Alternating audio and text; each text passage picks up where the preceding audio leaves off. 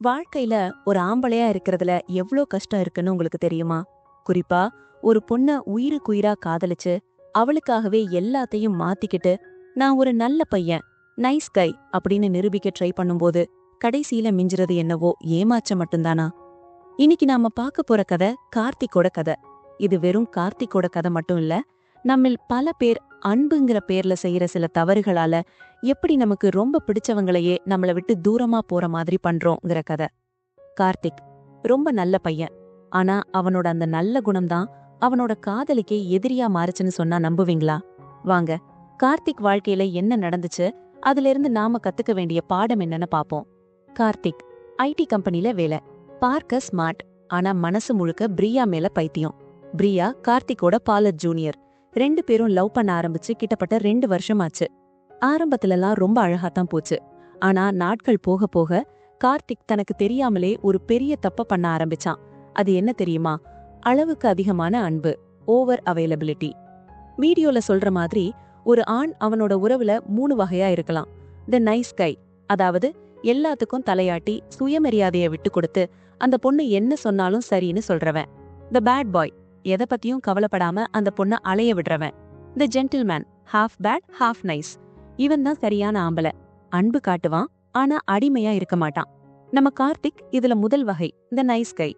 ஒரு நாள் சாயங்காலம் பிரியா ஆபீஸ்ல இருந்து ரொம்ப டயர்டா வரா. அவளுக்கு அன்னைக்கு வேலை பழு அதிகம், தலைவலி வேற. வீட்டுக்கு வந்ததும் சோபாவுல சாய்ரா. அந்த நேரம் பார்த்து கார்த்திக் கிட்ட இருந்து மெசேஜ் வருது. கார்த்திக் டெக்ஸ்ட்: ஹாய் பேபி, வீட்டுக்கு போயிட்டியா? சாப்பிட்டியா? என்ன பண்ற? என் ஞாபகம் வந்துச்சா? பிரியா போனை எடுத்து பாக்குறா. அவளுக்கு ஏற்கனவே எரிச்சலா இருக்கு. இப்பதான் வீட்டுக்கு வந்த, அதுக்குள்ள இவன் கேள்வியான்னு தோணுது. பதிலே அனுப்பல. 10 நிமிஷம் கழிச்சு மறுபடியும் மெசேஜ். கார்த்திக் டெக்ஸ்ட்: ஏன் ரிப்ளை பண்ணல? கோபமா? நான் ஏதாவது தப்பு பண்ணிட்டேனா? சாரிடா. இங்கதான் பிரச்சனை ஆரம்பிக்குது. கார்த்திக் பிரியா மேல அன்பு காட்டுறதா நினைச்சுக்கிட்டு அவள மூச்சு திணற வைக்கிறான். சஃபோகேட்டிங் ஹர். ஒரு வெள்ளை பேப்பர்ல சின்னதா ஒரு கரும்புள்ளி இருந்தா நம்ம கண்ணுக்கு அந்த கரும்புள்ளி தான் தெரியும்.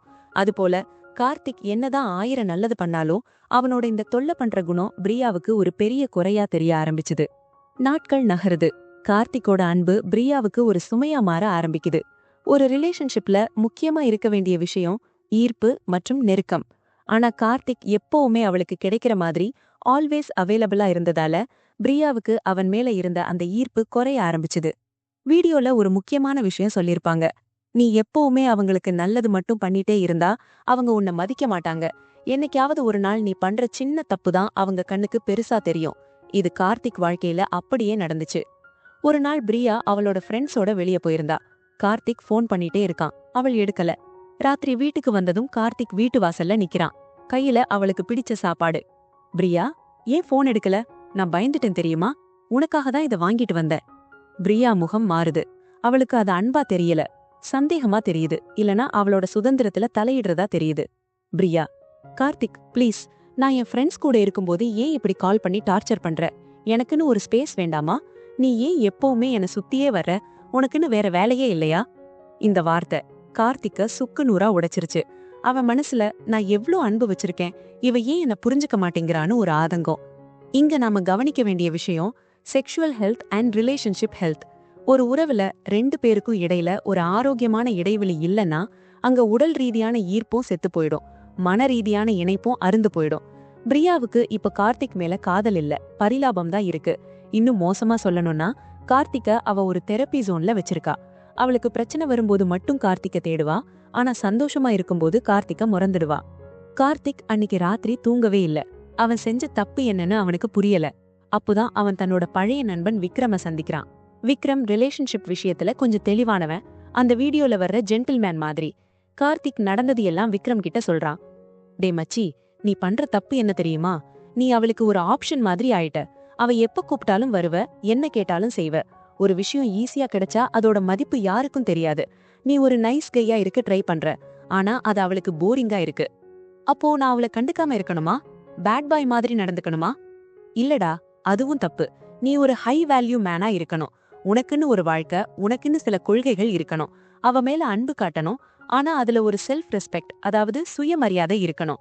வீடியோல சொல்ற மாதிரி அளவுக்கு அதிகமான கவனம் ஒரு உறவை கொன்னுடும். விக்ரம் கார்த்திக்கு 2 முக்கியமான விதிகளை சொல்லிக் கொடுக்கறான். அட்டென்ஷன் மேனேஜ்மெண்ட், கவனத்தை கையாளுதல். அவளுக்கு எப்பவும் கவனம் கொடுத்துட்டே இருக்காத.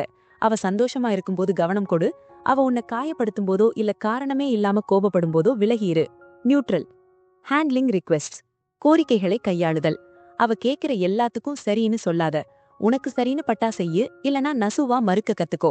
அப்படி ஏத்துக்கிட்டாலும் உன்னோட விதிமுறைகள் படி ஏத்துக்கோ. கார்த்திக் இதை ட்ரை பண்ணி பார்க்க முடிவு பண்றான். இது அவனுக்கு கஷ்டமா தான் இருக்கு. ஏன்னா அவனுக்கு இயல்பாவே அன்பு காட்டதான் தெரியும். ஆனா தன் காதலை காப்பாத்த வேற வழி இல்லைன்னு புரிஞ்சுக்கிறான். அடுத்த ஒரு வாரம் பிரியா கிட்ட இருந்து வழக்கம் போல ஒரு மூட் அவுட் கால் வருது. ஆபீஸ்ல யாரோ அவளை திட்டிட்டாங்கன்னு புலம்புறா. வழக்கமா இருந்தா கார்த்திக் உடனே நான் அங்க வரவா, சாக்லேட் வாங்கி தரவான்னு கொஞ்சி இருப்பான். ஆனா இன்னைக்கு பிரியா, எவ்ளோ இரிட்டேட்டிங்கா இருக்கு தெரியுமா? அந்த மேனேஜர் என்ன திட்டிக்கிட்டே இருக்காரு. கார்த்திக், ஆமா, சில சமயம் ஆபீஸ்ல அப்படிதான் இருக்கும். நீ கொஞ்சம் ரெஸ்ட் எடு, சரியாயிடும். அவ்வளவுதான். ஆறுதல் சொன்னா, ஆனா ஓவரா ரியாக்ட் பண்ணல. பிரியாவுக்கு இது புதுசா இருந்துச்சு. என்ன இவன் இவ்ளோ கூலா பேசுறான்னு யோசிக்கிறா. அடுத்த நாள் பிரியா இன்ஸ்டாகிராம்ல ஒரு போட்டோ போடுறா. வழக்கமா முதல் லைக், முதல் கமெண்ட் கார்த்திக் கிட்ட இருந்து தான் வரும். மை ஏஞ்சல், சோ பியூட்டிஃபுல்னு உருகுவான். ஆனா இந்த வாட்டி கார்த்திக் அந்த போட்டோவை பார்த்தான். ஆனா லைக் கூட போடல.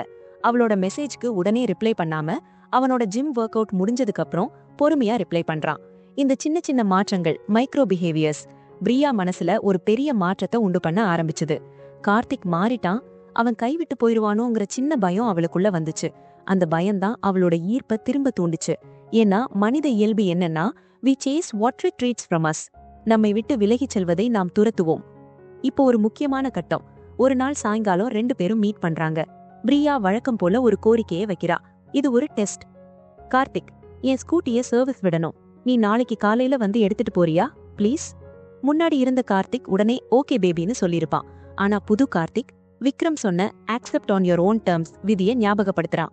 கார்த்திக், நாளைக்கு எனக்கு கொஞ்சம் வேலை இருக்கு பிரியா. ஆனா ஒன்னு பண்ணலாம்.